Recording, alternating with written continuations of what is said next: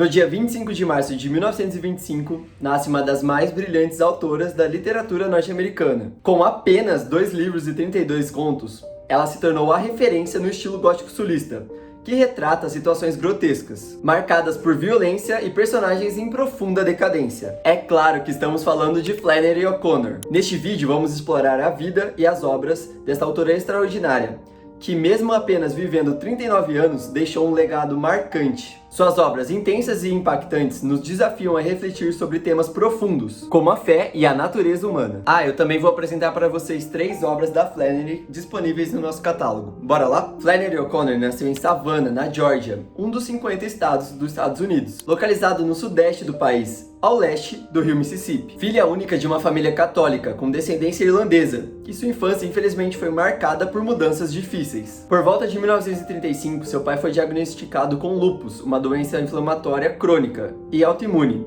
que na época não havia cura. Incapacitado de trabalhar, a família teve que se mudar para a casa da mãe de Flannery, em Mile Edgeville.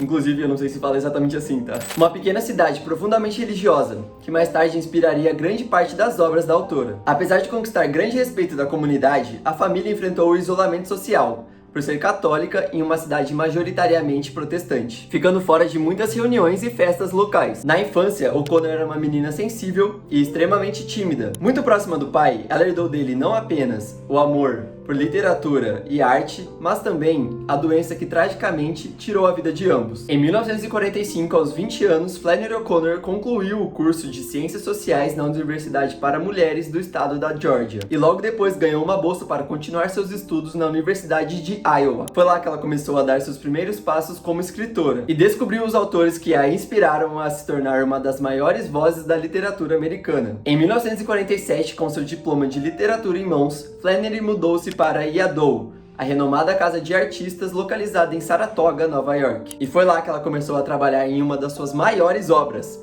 Sangue Sábio. Aproveitando que eu mencionei uma de suas grandes obras, vamos entrar na parte mais importante do vídeo: os livros da Flannery O'Connor. Mas antes disso, eu quero lembrar de você para deixar o like no vídeo se você está gostando do conteúdo, e também compartilhar com aquele seu amigo que ama literatura. Combinado? Bom, continuando, agora eu vou falar sobre Sangue Sábio, o primeiro romance da autora. O livro conta a história de Hazel Motes, um jovem de 22 anos que, após ser dispensado do serviço militar da Segunda Guerra, volta para casa no profundo e religioso sul dos Estados Unidos, onde trava uma desesperada batalha contra o fanatismo religioso da comunidade local, e em especial contra o pregador cego Asa Hawkes. Convencido de seu ateísmo, funda a própria religião, a Igreja Sem Cristo Crucificado, em que os cegos não veem e os aleijados não andam, e o que está morto continua morto. E se lança por uma ladeira tragicômica, entre oportunistas e falsos pregadores, para mostrar a própria integridade na busca do absoluto. Pelas estradas e pensões, pelos bares e trens de Sangue Sábio, você será guiado por um dos maiores nomes da literatura americana do século XX, onde Flannery foi capaz de representar os erros e as imprevisibilidades da alma humana como poucos. Agora vamos falar de um dos exemplos que torna Flannery O'Connor uma autora impressionante. Em tudo que sobe deve convergir, ela consegue expressar essa habilidade única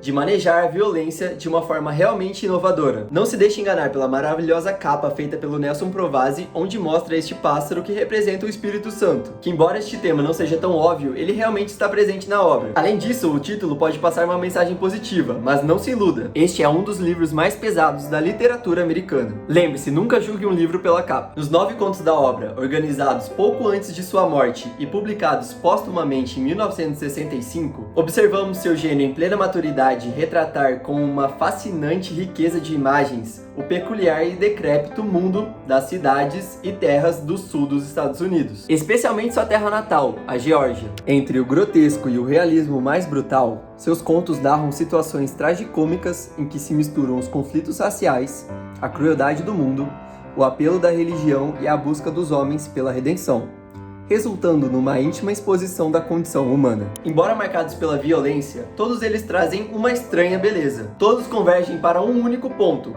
o paradoxo da salvação. Por fim, o último lançamento aqui no nosso catálogo e também o último livro escrito por Flannery O'Connor: Os Violentos o Arrebatam. Em nossa edição, aqui na contracapa, há uma citação do Evangelho de Mateus, que captura perfeitamente o tom da obra. Vou ler aqui para vocês. Desde os dias de João Batista até hoje, o reino dos céus sofre violência, e os violentos o arrebatam. No livro acompanhamos a história de Francis Marion Tarwater, que desde pequeno foi criado pelo seu tio-avô, Manson, um fanático religioso que vive na região rural de Powderhead. Convencido de ser um profeta, Mason sequestra Francis de seu sobrinho, Rayburn, que por sua vez é um professor primário, que vive segundo a razão e a ciência. Aos 14 anos, após a morte de Mason, Francis renega seus ensinamentos e tenta escapar do destino profético que lhe foi imposto.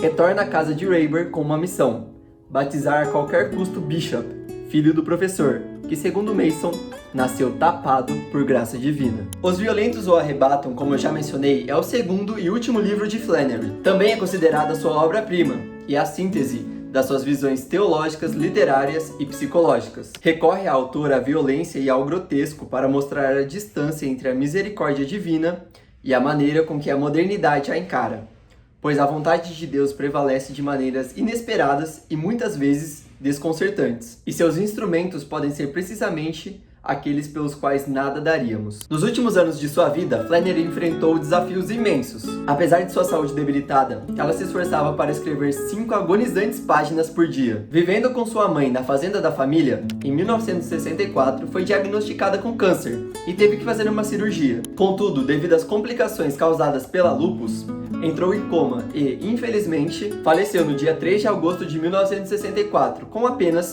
39 anos. Sua vida foi tão breve quanto sua obra literária, mas ambas incrivelmente potentes. E não há como negar que Flannery O'Connor foi uma das grandes vozes da literatura mundial do século XX. E você, já teve a oportunidade de ler alguma das obras da Flannery? Conta aqui nos comentários. E este foi o nosso vídeo sobre a mãe do estilo gótico sulista. Não se esqueça, todos os links das obras que eu mencionei aqui neste vídeo vai estar na descrição, junto com outros vídeos e sites para quem quiser se aprofundar ainda mais no universo da autora. Muito obrigado pela sua audiência e nos vemos no próximo vídeo. Tchau!